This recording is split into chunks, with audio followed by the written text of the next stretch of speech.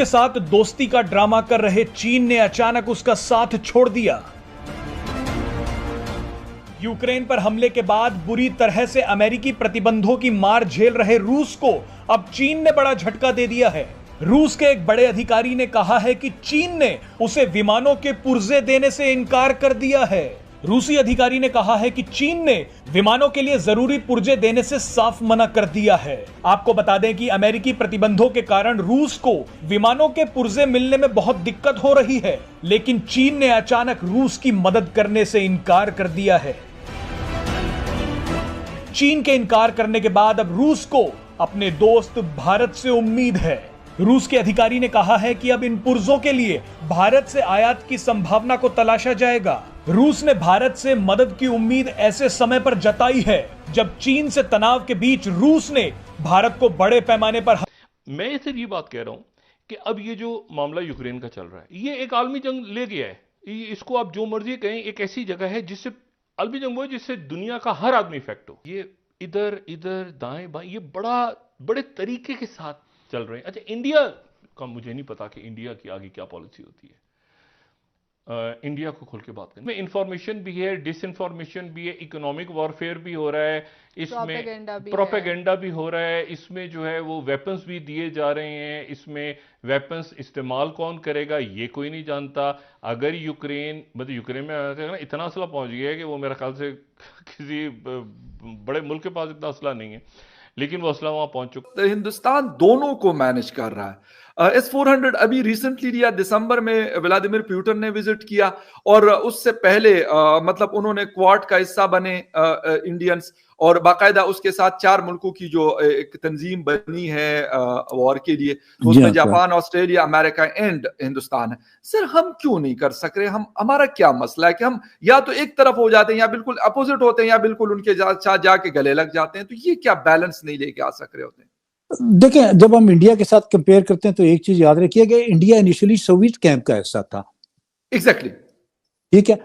फिर जब सोवियत का डिक्लाइन आता है तो वो अमेरिकन कैंप का हिस्सा बन जाता है जी, ठीक है।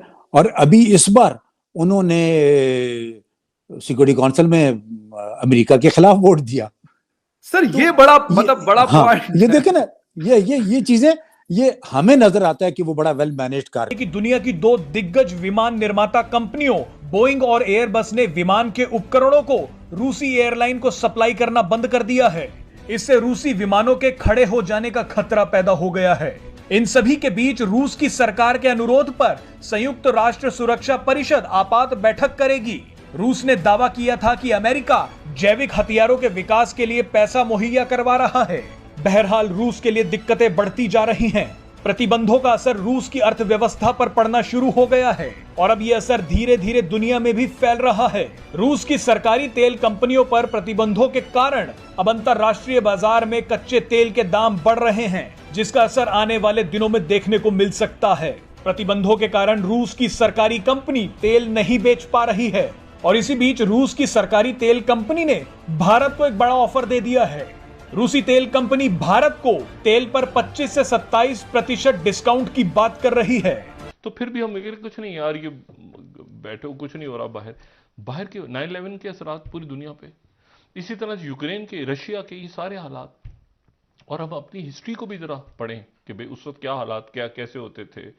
और मतलब देखें ना, अब आपस में लड़ाइयाँ हुई, वो हिंदू आपस में लड़ रहे हैं, सिख हिंदू लड़ रहे हैं, मुसलमान सिख लड़ रहे हैं, मुसलमान लड़ रहे हैं, ठीक है ना। मतलब बाबर का बेटा हुमायूं छोड़ के चला गया अफगानिस्तान, तो शेरशाह सूरी की वजह से गया ना, शेरशाह सूरी की कुछ। लेकिन हमने दुश्मन भी बहुत पाले हुए हैं, राइट।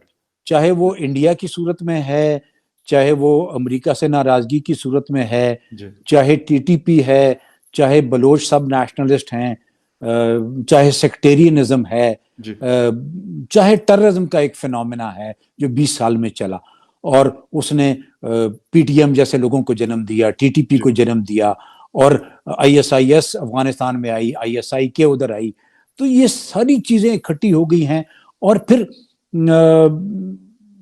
जो रिलीजन है ना, बदकिस्मती से इसका बहुत इस्तेमाल किया जाता है।